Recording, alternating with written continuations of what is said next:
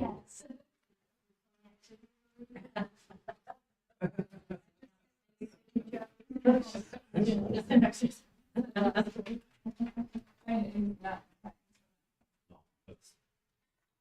He's not here 6:30, maybe he wants to. As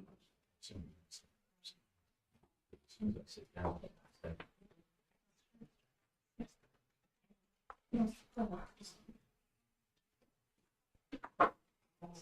I don't know.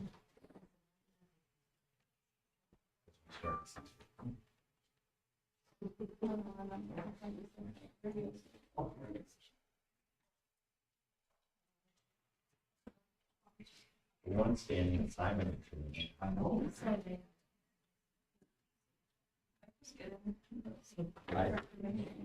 I had two-step code. Yeah.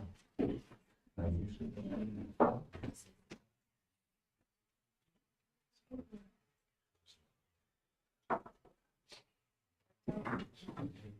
Good. Good.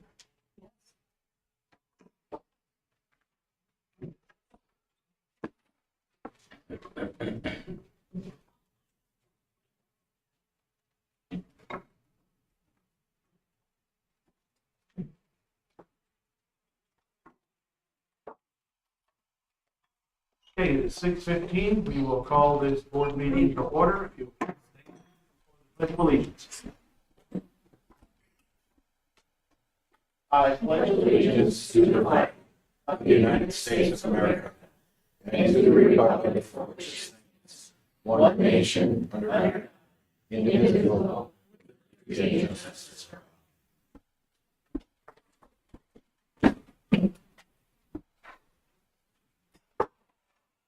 roll call, please. Dr. Dave Riddle, Here. Bobby Brown, Mike Nelson, here, Kristen Van Miller, here, Sandy Mary, Danny Hyatt, Here. Angie Schreiber, here, J.D. Schrader, Catherine Solon, here. I will say that Bobby Brown reached out to me today and said that she was not going to be here due to some surgery for one of her children today. She's saying we'll take care of her cancer. Item number 2, citizens and delegation student representatives report. Lucy, you're flying solo. Yeah.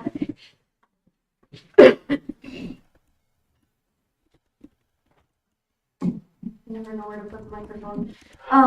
So first, I'm going to talk about the academics. I don't know why I announce the outline every time, like you guys don't know the outline, but so first I wanted to talk about virtual classes. There are 2 current virtual classes that I know of. All senior English is online through WVS, and geometry is online through WVS. And I just wanted to give you an update on how that was going. I think it's working fairly okay. It's a little rocky at times just because it's hard to communicate with teachers through email and through like the WVS system. But I mean, we made it work and it's going all right. And then Spanish 4 is going to be online next semester just due to teaching staff. So I'm in Spanish 4. I'll let you guys know how it's going. The junior class is preparing for their ACT, which is quickly approaching on March 19th, and the 9th and 10th grade will also be taking the pre-ACT on this day. Field trips. The Unified Phi-Ed class had the privilege of visiting the trampoline park in Appleton. This trip was organized by Maggie Baginski, who is a student at AHS. She had communicated with local businesses and successfully encouraged them to donate to fund the entire trip. So we just wanted to put that in there as an example of a student doing something really cool at school, and they had a really fun time. There was pictures of you guys hold it right there, yeah. Yeah, and it was a really awesome time. And then special events. This Friday is the boys and girls basketball doubleheader versus Rhinelander at home. This game will also feature the retirement of Jordan Bach's jersey, and the special education unified basketball game will be at one of the halftimes. But more importantly, all of the proceeds from the game will be going to a very prominent and involved family. family in our community, the Matt Millers, in support of continued cancer treatment for their 2-year-old son, Walter. So, you guys obviously know this. And it would just be great if we could get a lot of people at the game.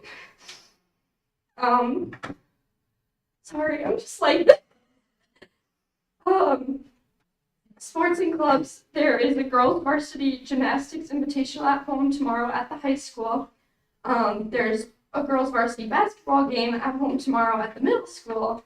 And then there's a boys varsity hockey game at home at the Lincoln County Multipurpose on Thursday. And a boys varsity wrestling quad at Thursday at home at the high school. So that's all I really have today. Do you guys have any questions? Okay, thank you. Lucy. Thank you. Letter B is recognition. We have some folks that we would like to recognize tonight, and I'll turn it over to Mrs. Jasinski. Tonight, we would like to recognize the following crossing guard. When we call your name, please come forward. Ed, and I hope I pronounced this correctly, Brom, Robert Frisch, Diana Helser, and Dwayne Packard. Please come forward and receive your certificate, and we'll get a photograph of you also with Board President Mr. Hyatt. On behalf of the Unified School District of Antigo, I want to express my deepest gratitude for the incredible work each of you do as a crossing guard in our community. Your dedication and commitment to ensuring the safety of our students on their way to and from school does not go unnoticed. Rain or shine, hot or cold, you're always there with a smile, helping our students cross the street safely. It's not just about stopping traffic or holding a stop sign. It's about the positive impact you make on the lives of our students. You serve as a role model, teaching them valuable lessons about responsibility, respect, and the importance of looking out for one another. The kindness and patience you exhibit daily does not go unnoticed. Your friendly demeanor and willingness to go above and beyond make our community a better and safer place for everyone. Thank you for your invaluable service.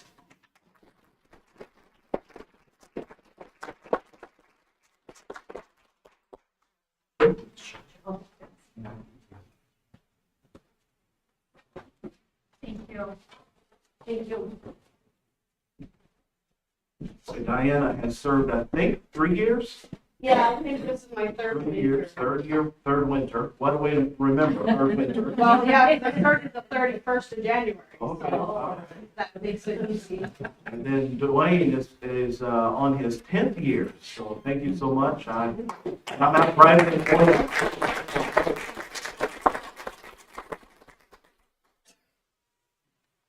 Public comment, do we have anybody sign up? I think I see anybody. Moving on to item 3, consent agenda. Letter A, approval of agenda, minutes, and financial reports, report of district retirements and resignations, and report of district new hires. I do want to remind the board members to please pull your microphones close to you and speak into those as you are speaking tonight so they can be recorded. Naming the consent agenda, I'll be looking for a motion, please. I move the board approve the agenda, minutes from the December 18, 2023 Board of Education meeting, January committee meeting minutes, district retirement resignation report, report of district new hires, financial reports for December 2023 and January 2024, consideration of current bills, checks number 7542 through 7455 in the amount of $301,611.62. ACH's number 232400573 through 232400714 in the amount of $881,195.73, and wire transfers in the amount of $166,765.38 for a total of $1,349,572.73. Motion has been made by Jill. Would you like to speak to your motion? No, thank you. Is there any discussion on the motion on the floor? Pardo? Yeah, I have a question. I'm not sure that the check numbers are correct. Because I always abstain on Career Sign Fest. And the check number I wrote down, unless I'm mistaken, was 7619. Equify the form. 2024 January check listing.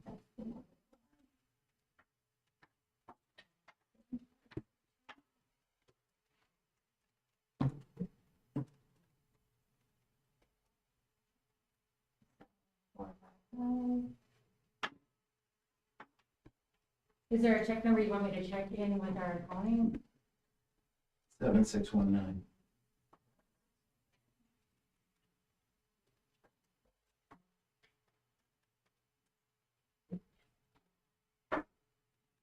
Oh, so basically they don't have it in order.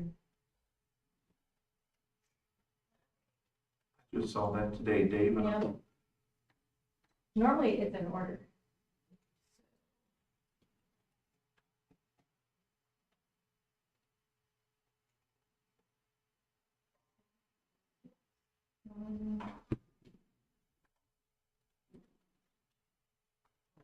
It looks like 7634 should be the last one, right?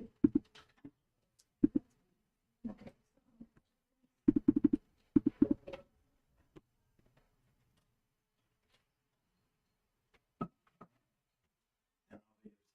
On 7619. What's the correction you're making, Michelle? So it'll be checks 7542 through 7634. I just want to make sure that 7542 is the first one. Yes, it is. Beginning check number 7542, ending check number, once again, 7634. Okay, I'm saving it right now. Jill, would you like to amend that motion to correct the last check number, please? Is that okay? Checks number, okay, just said it. 7542 Yes, through 7634. yes, ma'am. Correct. And you haven't noted the check number that Yes. Dave is abstaining from. And I'm gonna make sure that they bring some to me in order. Okay. Any other discussion on the motion on the floor? Hearing no discussion, the voting device is now open. You may cast your vote. Almost there, so okay.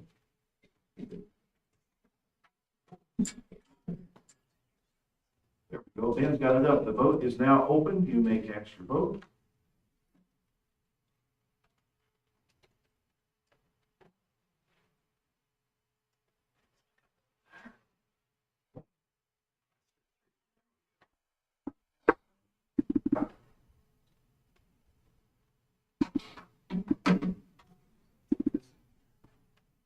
And you want to try one more time?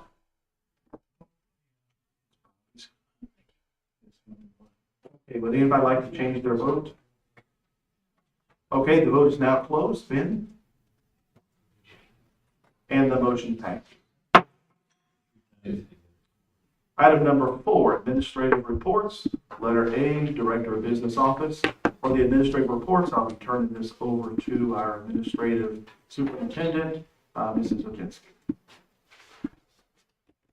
Okay, for the Director of Business Office, Ms. Fossbender has a report that she will be sharing. Yes, so this was a auditor's report that was at our finance committee meeting. In the past, it's come before the full board due to our committee structure and also scheduling conflicts with our auditor. We had to have it at the finance committee. So as usual, all of our committees are open to every single board member. 5 of our members attended the finance committee with our auditor when she gave the report. And this finance committee was also open for any school board members to have open conversations, have two-way questions, and have conversations around the audit report during the meeting. In summary, just a little background, district audits are comprehensive financial reviews conducted by an independent auditing firm. or a government agency to assess the school district's financial health, compliance with regulations, and then accuracy of finance. So in summary, our audit opinion from our auditor was that the financial statements are fairly stated, and we were issued what is known as a clean audit report. Compliance findings, our report on internal control over compliance did not include deficiencies related to compliance.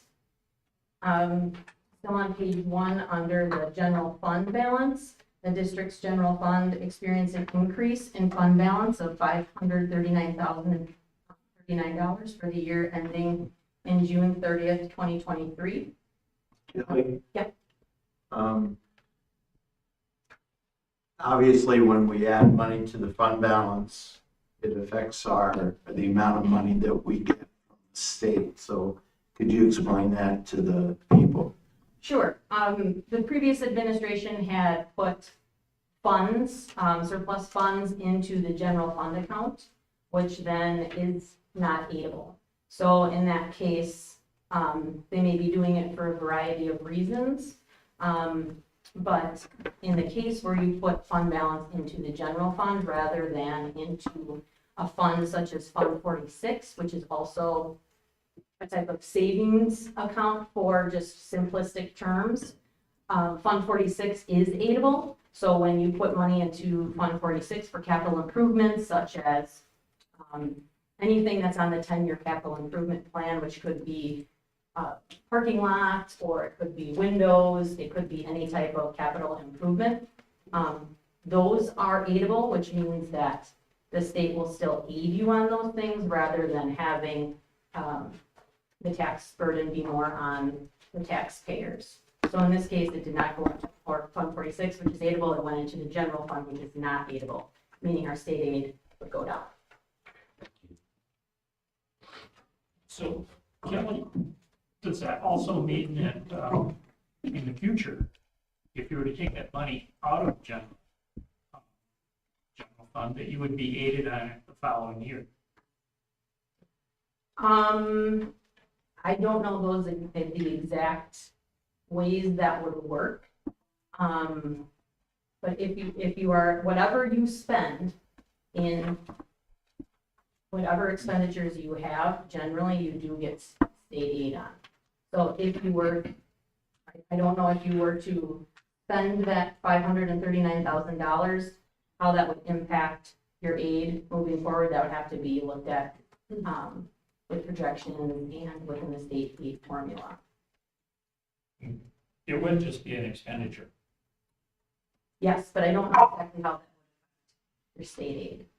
So for this year, it affected us negatively, meaning we did not get aid on it, which means more of the pot came from property taxes. Yeah, but so if we were to go forward with building a new school, in that first year, we would be making a payment and not receiving any aid on it because you don't get aid until the following year, correct? I would have to look into all those details exactly. But I can look into that. And get back to you. Okay, I won't.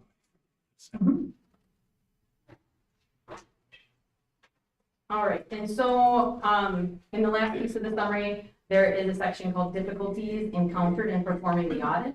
And the auditors reported that they had no significant difficulties in dealing with management in performing and completing their audit.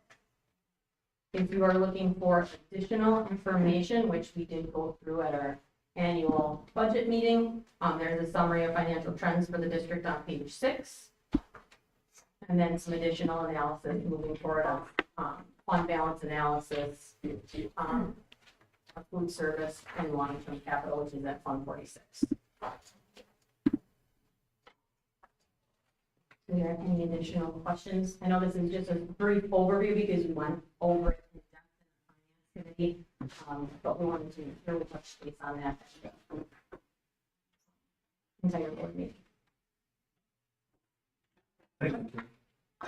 You can sit down, Kelly. I just want to go on the record that Kelly is our head of business, wrote a story for the local paper that explained why the taxes did what they did. And WASDA, which is the superintendent's group in the state, took a copy of that, what she wrote, and sent it to all the superintendents around the state, and the principals group also sent it around the state to all the other principals in the state. So Kelly got a lot of recognition, and I wanted to make sure that the public understood that that happened. Thank you, Kelly, for that. So up next, we have the Director of Pupil Services and Special Education report attached. Are there questions about that? And Mrs. Burkhan is present if you would like to get answers to any questions you may have. Okay, up next, we have the Director of Curriculum and Instruction report posted. Ms. Duthream is available if you have questions.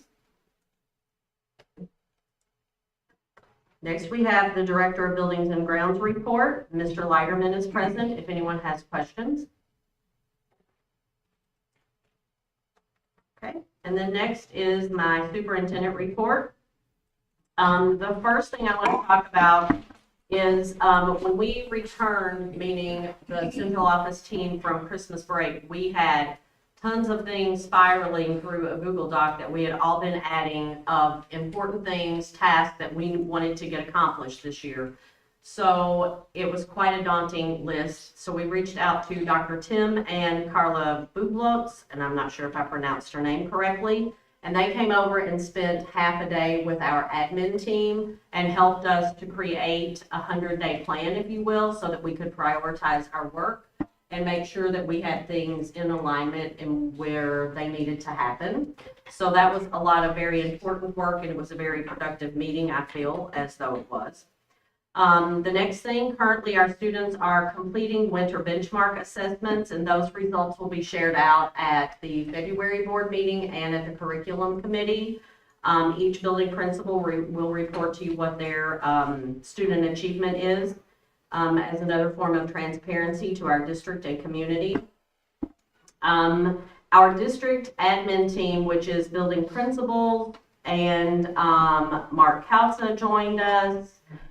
And all of the directors, we have been doing a book study over Alan Odden's Improving Student Learning When Budgets Are Tight, which is an evidence-based way to help determine budget cuts when you have a small budget and you need to leverage student achievement as one of your priorities or one of your academic returns of investment.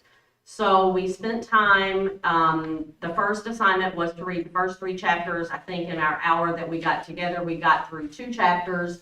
And the admin teams broke into like groups. The elementary all worked together, the middle school worked together, and the high school worked together. And then the directors each broke off and worked within those groups to look at things that Alan Odden has presented as a prototypical school in comparison to what our school has. And they had to create a chart of what things we have in place, what things are recommended, so that we could do a comparison, and we shared out at the end of that. So it's a lot of good work, and it's when we have ESSER cuts to make because it's the end of the grant, we need an evidence-based way of making those decisions that's not subjective, that there is something to prove why we're doing what we're doing. Also another modality of transparency.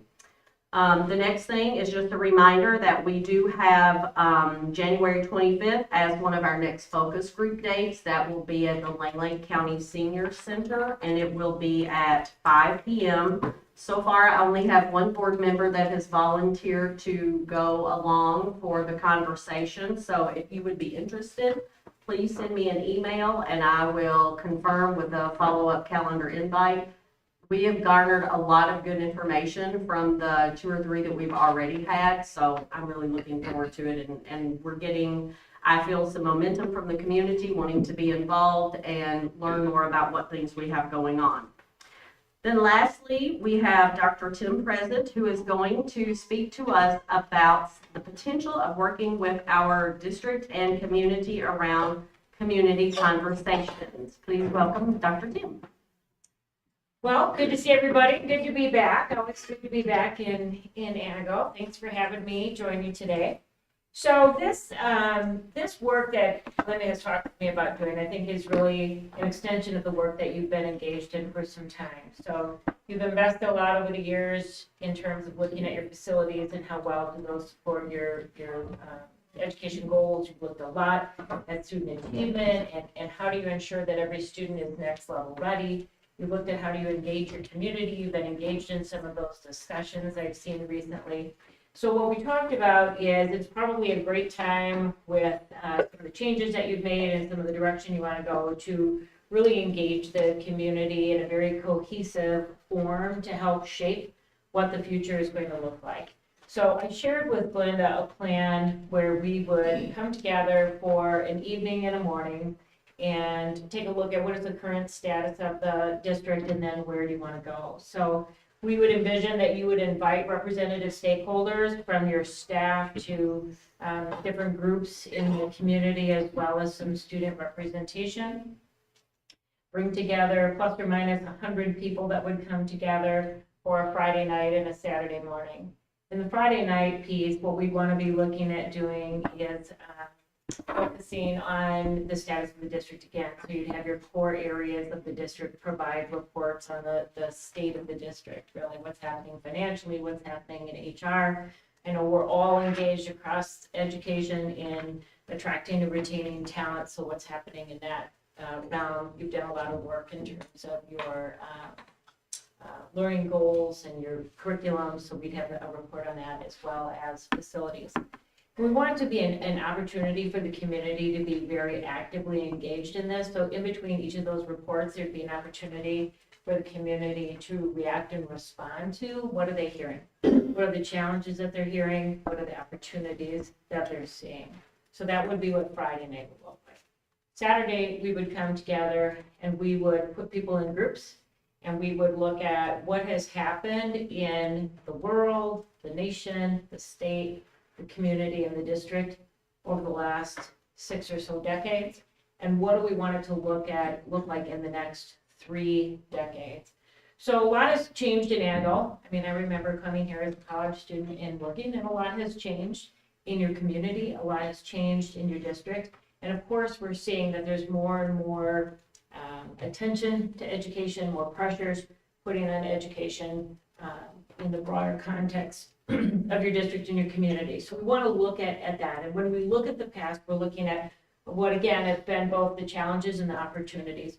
What has happened that we would want to retain that's really strong? And we want to make sure those proud traditions in education and your community are carried forward. And then when we look at some of the changes and the challenges and opportunities, what do we predict it would look like? So once the community helps to shape what are those big priorities on that Saturday morning, then I would come back and work with the board to take those priorities and put those into measurable goals for the board. So the community knows there's transparency, right? The community has said, this is what we want to see happen in our community. You finalize those, put those into your goals. And when Glenda and the team come and bring recommendations, you can be measuring your decision-making against what you heard from your community. So really helping everybody to understand where you're going as a direction, be able to see some accountability for that, but also everybody be able to come together and align resources and efforts to that. So you can see, I think Glenda shared this with you, but the objectives that I've laid out really talk a lot about stakeholder engagement. So this is an opportunity to be very strategic, make sure we're hearing from parents, students, business partners, people who have no children in the school anymore or not yet, people who have long supported the school, people who have had questions, your local government leaders, but to get a really big cross-section of people to come together. That historical perspective, you have a lot of newness on your team here, but there's a lot of people that are deeply rooted in the community. How do we bring those perspectives together? Collective visioning. So this isn't, figuring out the vision and the focus for the school district isn't just on the shoulders of the elected board members, but let's get those voices of the community together. Help prioritize those goals. Again, down the road when somebody says, why did you prioritize this over that? You can look and say, here's what we heard from our community. And generally what districts will do is come back together for an abbreviated every 3 years and revisit these so that you keep them current. Inclusive discussions, again, all of those voices in the community coming together. You know, you are representative for a reason, but then the community has even, you know, a broader insight and skill set and interest and desire, so it's an opportunity to bring all of those together. Relationship building, getting to know people. It's really hard in this setting. People come and talk to you. You can't really talk to them. So it's an opportunity when people will be able to talk to each other and not at each other. And I think that's an important part of building some relationships. Again, these actionable insights, it gives the board a clear direction. What are what are we trying to achieve? And then what are the important pillars that we're going to commit to that are going to help us get where we want to go? Again, the community has helped shape that. And then the post-event communication. So once we've decided this, it's something that as the administrative team brings a recommendation, they can say, this is in support of the following goal, which is part of your action plan. The community can follow it on your agenda, they can hear it in your meetings. Just helps everybody to track together. So again, you've done some really good work, I think, in focusing on your student achievement in the last half dozen or so years that I've known your board and your school community, done a lot on your facilities, but let's bring those together and then let's look at what else we want to focus on so that we can say every child from the time they enter as 4Kers until they leave and go across the stage and get their diploma, we can ensure and say with confidence that they are next level ready. So it would be brief, it'd be a Friday night, couple hours on a Friday night, I think I have this 6 to 8:30 on a Friday night, and then 8 to noon on a Saturday morning. So it would be a pretty good pace. It'll be very interactive. People will be talking with each other, working with each other, and at the end, we'll leave the board with some actionable ideas to turn into your strategic plan. I have one question. Go ahead, Angie. So what do we have, the community communication strategy to get the word out about this and explain in a manner that is, you know, really identifies what this is going to be about, not just another meeting that's not really nothing. It's actually gonna do something and that it's important for people to come to. So do we have something? We will. This is just in the minutes.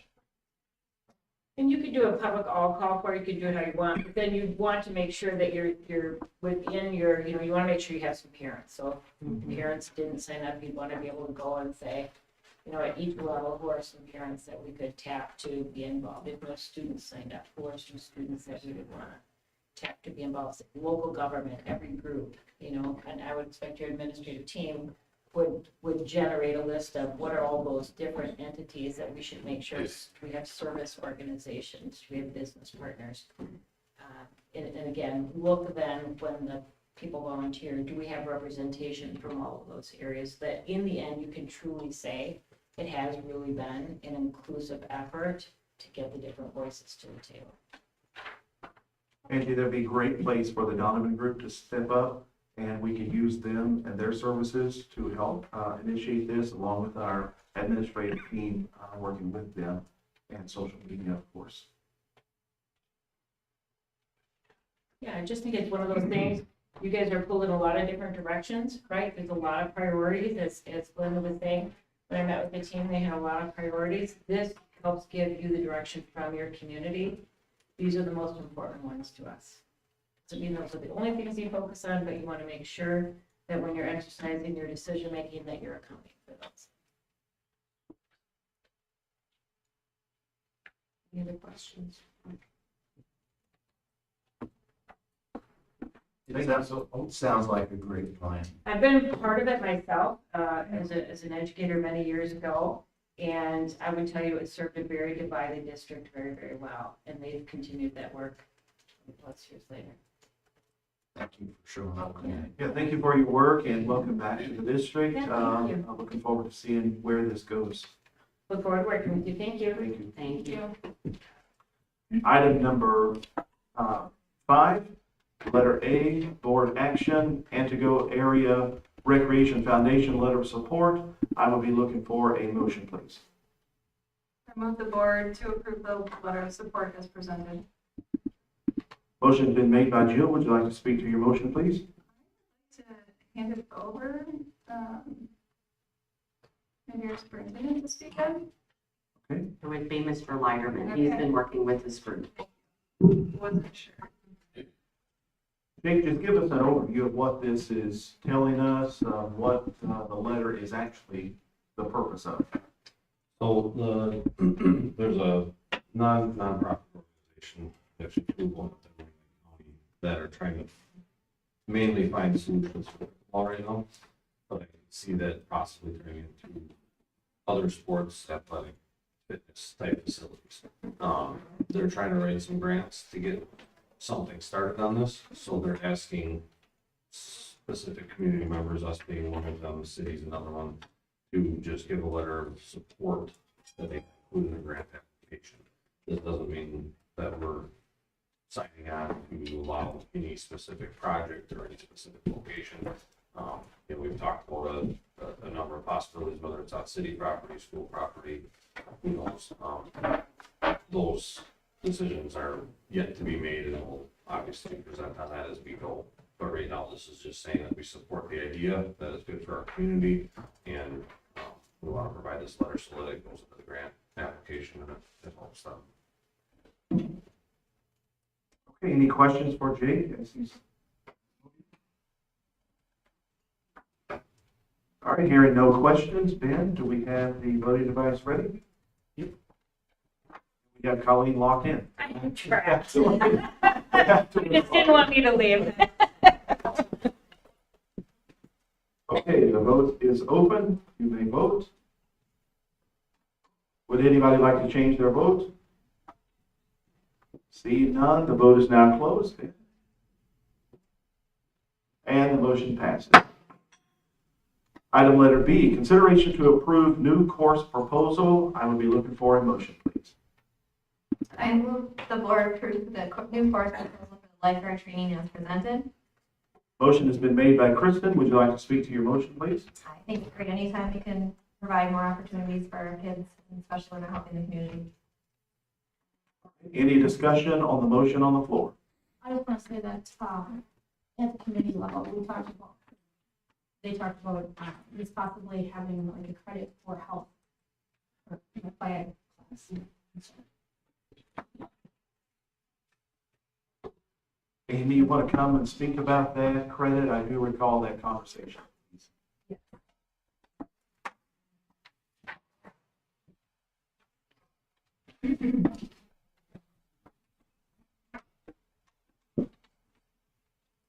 So that question was asked at the committee, so we're still looking into it. The YMCA person was supposed to come here but had another conflict, so wasn't able to come. But we're trying to follow what other schools do with the YMCA and other districts and how they align.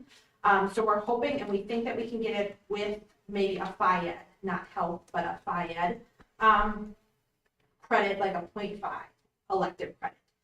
That would fall under the requirements for what students need to graduate and under the FIED department.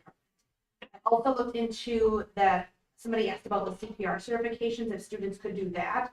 And we do think that they can, but it would require 8 hours of instruction and time and some online learning in order to receive that CPR certification. So it wouldn't stretch out over a semester, so we're gonna try to see, it wouldn't be an elective course or anything like that, but students would possibly be able to get their CPR certification if they needed that for their nursing program or some other program. I know some people do it if they're babysitters, they wanna make sure they have that certification. So we're working through that and seeing if we can offer it as part of our health unit. So the CPR would be part of another health class that you could get your certification in.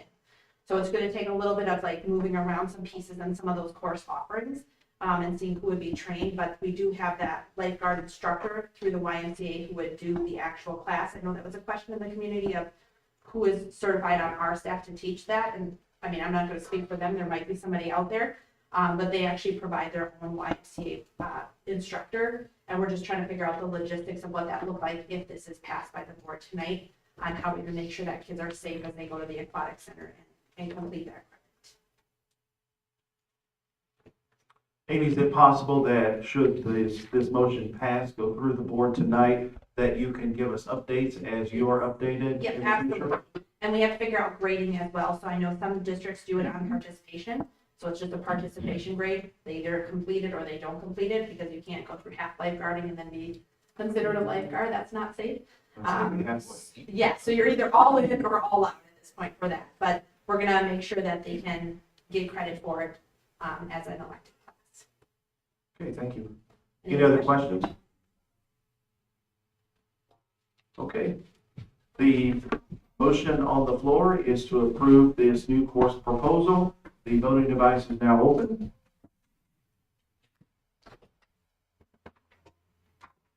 Would anybody like to change their vote? See no one move, the vote is now closed. And this motion passes. Item letter C, WASB Delegate Assembly Resolutions, discussion 4.635. I would be looking for a motion, please.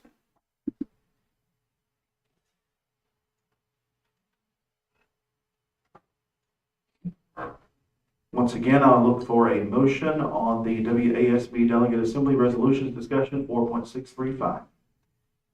Move the board approve the WASB Delegate Assembly resolutions for item 4635 as stated. Motion has been made by Jill. Would you like to speak to that motion, please? This is the same as what we initially talked about. Yes. Okay, so I was in opposition to this one, which is why I made the motion to clarify what the motion is and possibly amend it or discuss further. But it's still am in opposition, not because mental health needs are not an identified need within our district and others, but just simply concerns with districts employing clinical counselors as district employees. My recommendation would be to continue to contract out those services so they're still provided within the district, but not as an employee of the district. Okay, so you are offering up that when Bobby is on the floor this week at the convention, that she is to vote in the negative for this? Yes. The motion on the floor is that we approve what is stated. So if this fails in the vote, then Bobby will speak in the negative toward this. If this passes, then Bobby will speak in the positive toward this. Is there any other discussion on the motion on the floor, and that is to approve this for the WASB delegate this week? Andy? I think just a point of order, if this motion fails, I think it would be appropriate to have a new motion to. Could be. Would you like to offer a new motion to oppose what is written? Just saying, defeating this motion does not mean that she should vote. Okay, in that case, I'll make a motion to make a new motion that says I move the board disapprove the WASB Delegate Assembly resolutions for item 4.635 as stated. So instead of approve, it's disapprove. So you're amending. Okay, so you're amending the motion. Yes. Correct. So not two votes anyway. So the motion now that is on the floor is to disapprove. I move the board disapprove the WASB Delegate Assembly resolution for item 4.635 as stated. All of our conversation needs to be directed to the motion on the floor is to disapprove this 4.635 that is stated.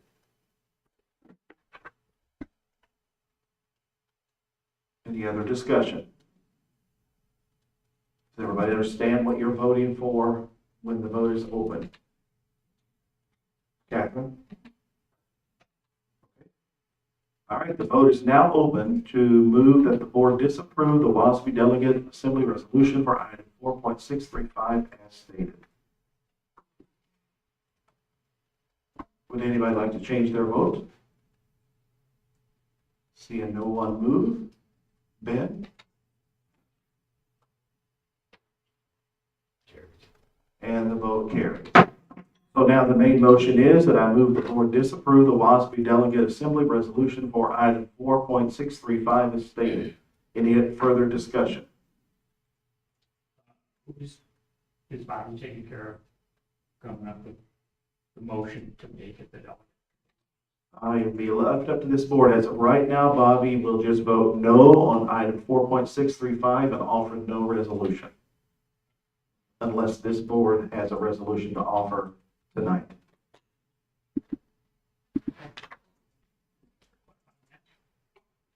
And I'll see to it that Bobby gets this information at the convention. Any other further discussion? Okay, the voting is now open to, yes, ma'am. Say the motion one more time, and I guess, just Okay, make sure I the have this straight in my head. The motion is, I move the board disapprove the WASB Delegate Assembly Resolution for item 4.635 as stated. A yes vote would be yes, you are in favor of disapproving this. A no vote means that you are in favor of approving this. Did I state that correctly? Yes. Vote is now open.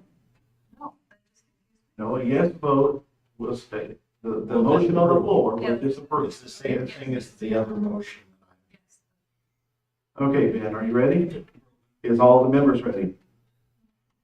Okay, the vote is now open. Would anybody like to change their vote? Okay, Ben, the vote is now closed. And the motion carries. I will get that information to Bobby at the convention. Item D, open enrollment special education seats for 2024-2025 school year. I will be looking for a motion.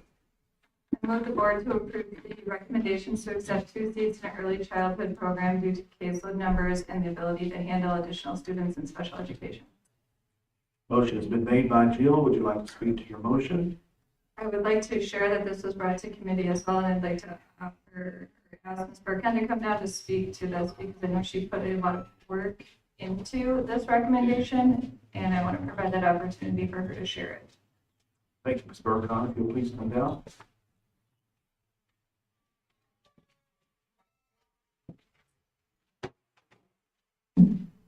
Hello. So looking through the caseload numbers that we have this year, comparing them to previous years, and taking careful consideration to not just the numbers, but also the disability-related categories, as well as staffing, we are recommending that the seats and spaces are only going to be open, the 2 for early childhood. We have the same amount of students higher on some caseload, but overall, we are serving with less staff this year overall across the district. So that's pretty much where the recommendation came from. As we hear this every year in January.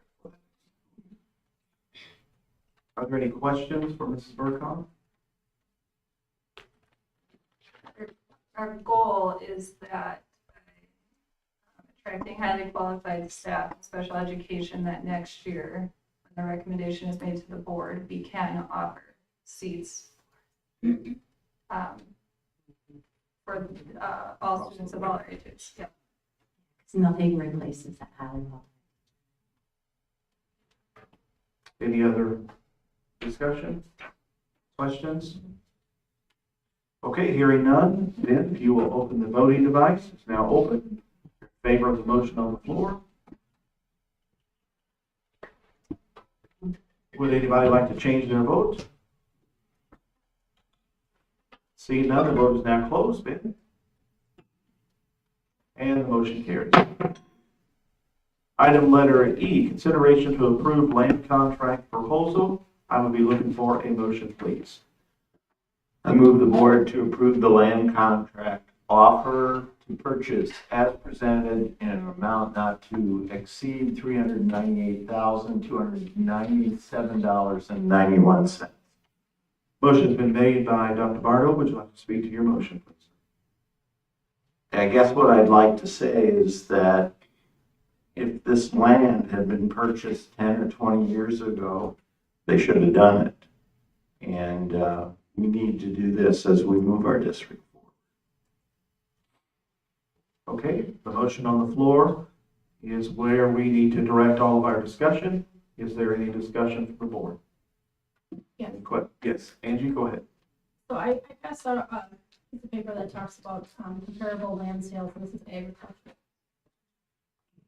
Does everybody have that paper that Angie passed out? They've been setting that here. So this talks to, shows comparable agricultural sales in the last year. And I just want to point out, if you could look on 3 lines down, acre price per acre, right? That's substantially less than what our agreement is in this contract. And I just want to have Jake speak to not only what you said, Dave, about land prices going up, obviously, from, 10, 15 years ago, and this is going to continue to go up, but also why we should be okay with paying more per acre, because I think we owe that to the public, especially seeing as everybody just got their tax bills, and I was just as shocked as everybody had mine. I was not anticipating that at all. And so now I feel like we should be able to answer why we're going to be doing this and paying more money than what the average land price is per acre. So I think if you could speak to that.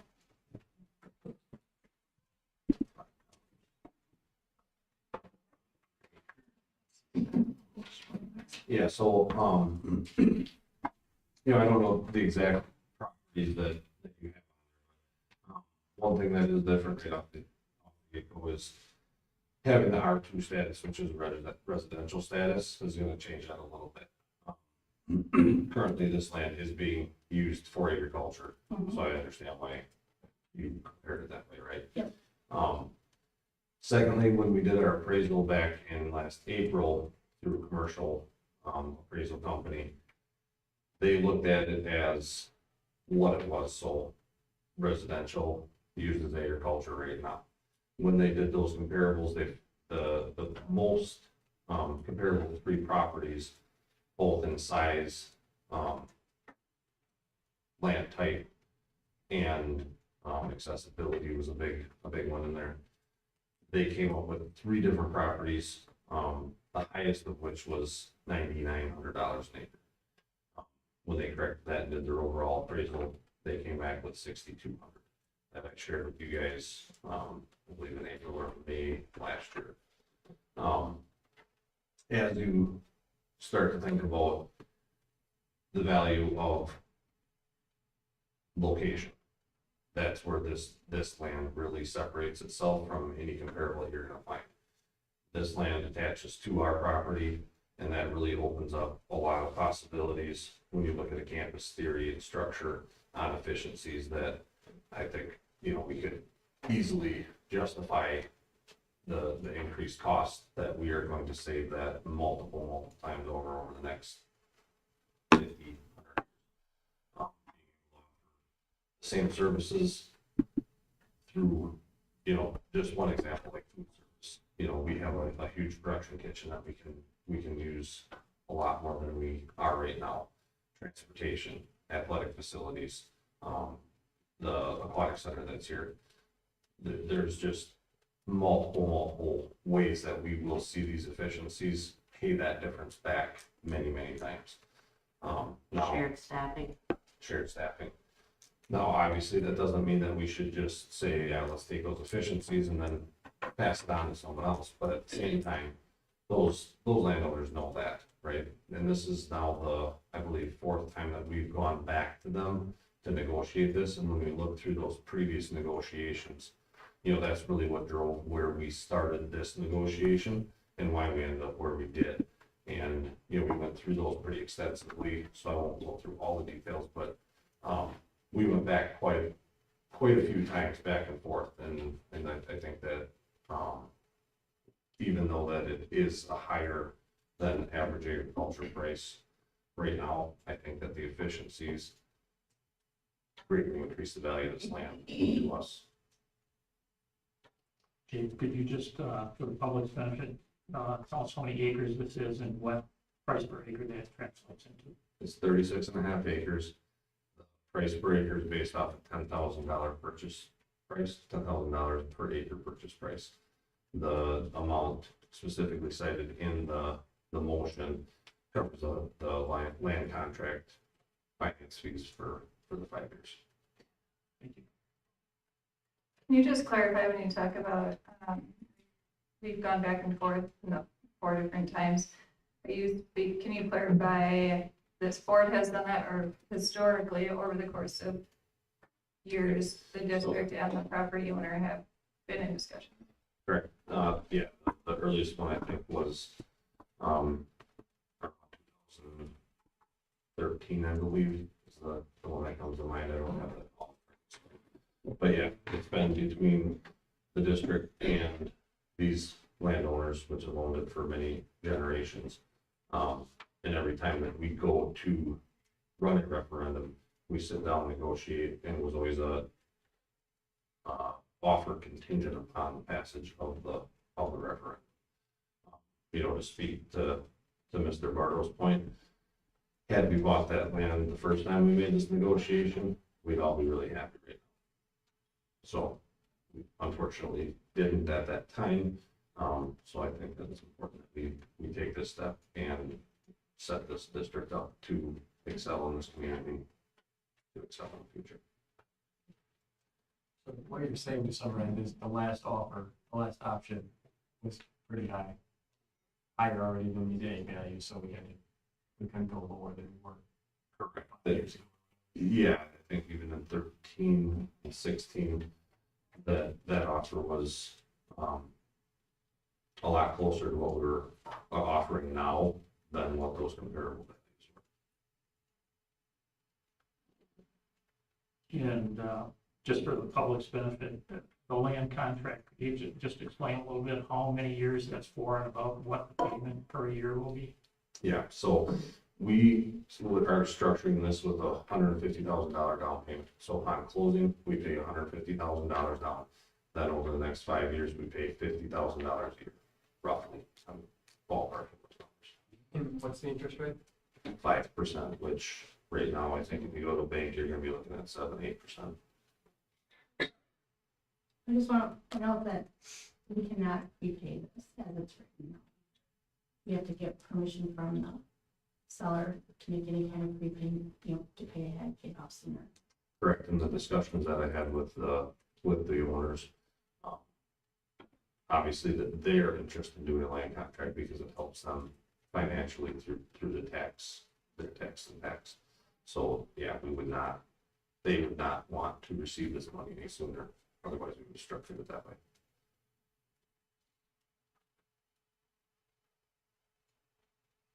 Any other questions for Jake as he's at the podium? I don't have a question, I just have a statement. It's always difficult to make large purchases. Land is something that you can't create. And I appreciate the seller's willingness to stay with the district over the course of many years and provide us this opportunity to purchase. And although the price goes up and it's a big chunk of money, the location and the value that it provides, and if we do nothing with it, we can sell land. So I'm just really appreciative to the seller, to the district's diligence to maintain those communications. And I appreciate that we're in a position to make an offer at this point, instead of losing that opportunity to purchase. To piggyback on what you said for the sellers, appreciation, and I do appreciate their willingness to work with us yet again. Jake also put numerous hours in this, conversing with them back and forth over several months to years. Yeah, and so thank you so much for all your hard work. Any other questions or statements? Okay, Ben, the vote is now open.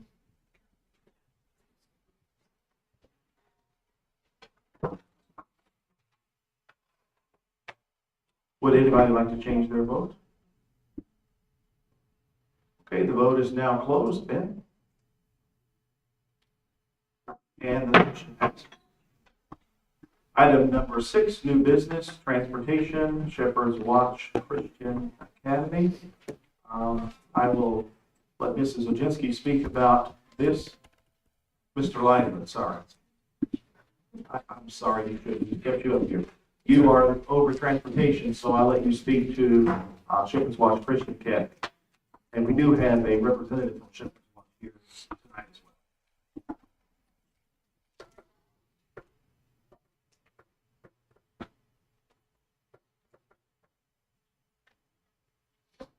Okay, so attached, there's first, just kind of a letter that, is from the Shepherd's Watch Christian Academy that's in Antigo.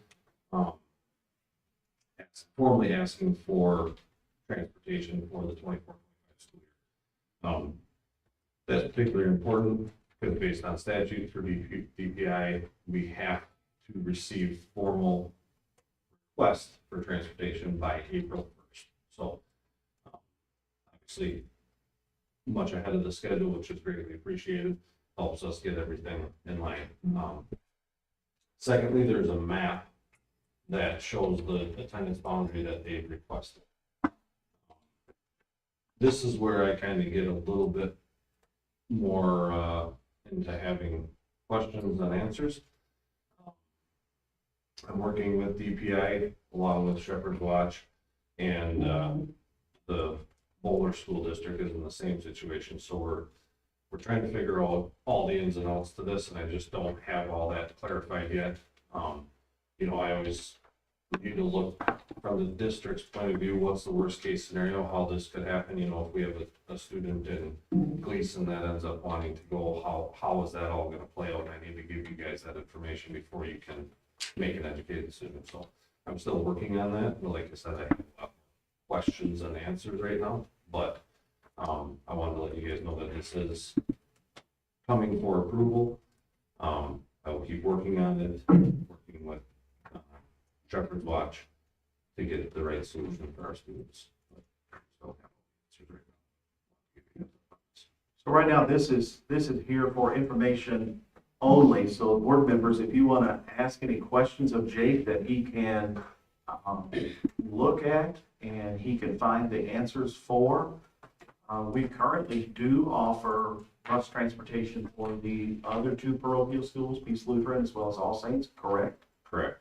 As our buses are on their current routes, they go through and pick up those students. Correct. Do they drop those students off at those respective schools, Peace Lutheran and All Saints? Yes. Okay, so the bus routes would then, if this would be the case, then the buses would continue to pick up the same students and then drop them off in Mattoon at the Christian Academy.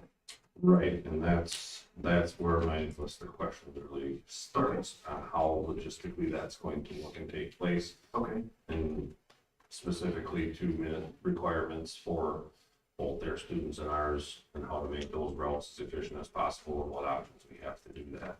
exactly. So we're not required to make new routes specifically for their school. If we so choose, we can just use the routes we have, and then those kids can transfer at the transfer point and go to the Mattoon school. Is that correct? I believe that to be correct. There are a couple of options that they do lay out. One of them would be like paying a parent to transport. We could look at those options.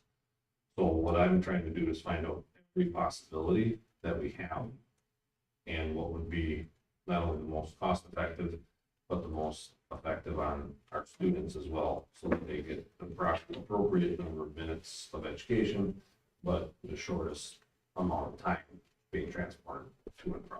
So I'm trying to figure out all the options that allows. And in that map, they included some area in the Wittenberg-Burnhamwood district and the Boulder district, but we're not responsible for that, are we? No, we are not. Those 2 respective districts would be responsible for that, correct? That's my understanding at this point. Okay, can you clarify that, because my thought is that those districts aren't responsible because that school is not in their boundaries. Right, and that's, like I said, that's my understanding initially, but that's one thing that I do want to clarify before we take any action on approving a map. I want to understand what that all entails for us. Because the district, or the school's location is within 5 miles of the Boulder School District. That's the statutory reasoning that they can pull from that attendance area. You said can or can't? Can, You have a mind? because yes, that's a good concern of mine too. Yeah, they're not within 5 miles of the Burnhamwood School, are they? They're 5.5 miles from there. So I think what the district was able to not have to provide transportation. Again, these are, I'll confirm all these answers, but put it together as we go over. So. Like 5 years ago, we had a lot of conversations about bus links, and we looked at the times for all of them. I can't remember, do we have a formal policy, or do we just have a guideline that we were trying to keep it under an hour if we could? To my knowledge, it's not a policy, it's a guideline. But yes, you're accurate. Right, I just didn't know if we had a bus down there and they're transferring, it's obviously not gonna be that. We have an idea of number of students. So they're required to give us the attendance boundary map by April 1st. And then by May 15th, they're required to give us their best guess at the students that will attend there. Now, obviously, like we experience every year, you're gonna have kids enrolling up to the first day of school and then throughout the year as well. So I mean, that could always change. That's why I'm really worried about trying to find every possibility, like the example I brought up with Leeson. You know, what if a kid decides that mid-year he wants to go from Leeson to what does that look like for us? Do we know how many students they have this year? 17. If I could say one thing, it'll help your conversation, it's something for you guys to know. We got 17 this year, but we got accepted into the state voucher program this year. So that'll be the big thing, because February 1st through April 18th will be the sign-up period. And we'll kind of have a good idea of what we'll be having from that classification of students. But then it goes to your point of September. People could sign up right in September, so we don't really know. I don't think it'll be a huge amount, but if I was to guess, 20, you know, 20 total or 20 in it? this is real clear, it's a guess. Oh, I know that, sorry, yes, I don't. yes.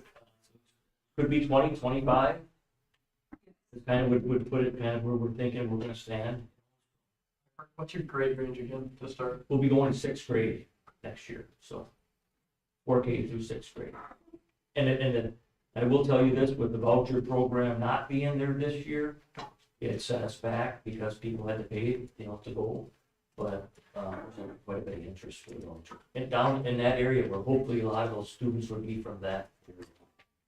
I did mention the Jake that nobody wants to see somebody on a bus. Goes back to your point, for any amount of time, so we'll have to look at that as that comes up. But yet, we were told, don't cut yourself short. Don't say that you're not gonna, because we don't know if a parent wants to bring their child to go to that school, why would we want to cut them short? And this is our principal, Mr. Jerry Schmidt, too, so he's the principal at the school. Jake, the only thing I would give you as advice is that check with DPI, make sure that they give you all the information so that you're following that, so we do everything correctly.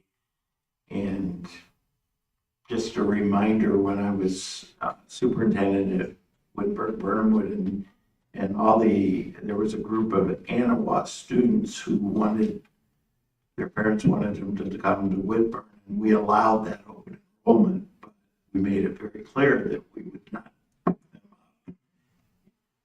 in the Antigo district. They had to get their kids to our drop-off points. And so my understanding would be that possibly there are students that live in the Whitburn area would have to come to our district and be at a drop off or drop in point to get to Mattoon. So, Thank you, Jake, for that information. Any other questions or comments that you can, if you think of any related to this, you can always email Jake as well as Mrs. Jansky, so they can get this forward. When do we expect that we have to vote on something? Jake, do you know, is it? I'm gonna bring an update back at the February Buildings and Grounds Committee. Okay, And if it's appropriate at that time, then we'll pull it forward to the board to vote on at the end of February. okay. But like I said, I really appreciate them submitting this early so that we have enough time. So we, you know, I don't want to wait till April. I'd like to get it done by March at the Correct. latest. We actually have to vote on it, we have to do it by statute. We have to Yes. approve. I think we'll approve a plan and I'll respond to it. Yep, Blessing point, I think is what we do. right. Yeah, statutorily for them though, we have to approve their tenant boundary map. But I will include the busing plan. I agree. I appreciate the early communication. Thank you. Yeah, we missed it last year, I mean, so we wanted to make sure this, then it does, we would all want to give you guys the right amount of time, because we're all in this together. We don't know how long it's supposed.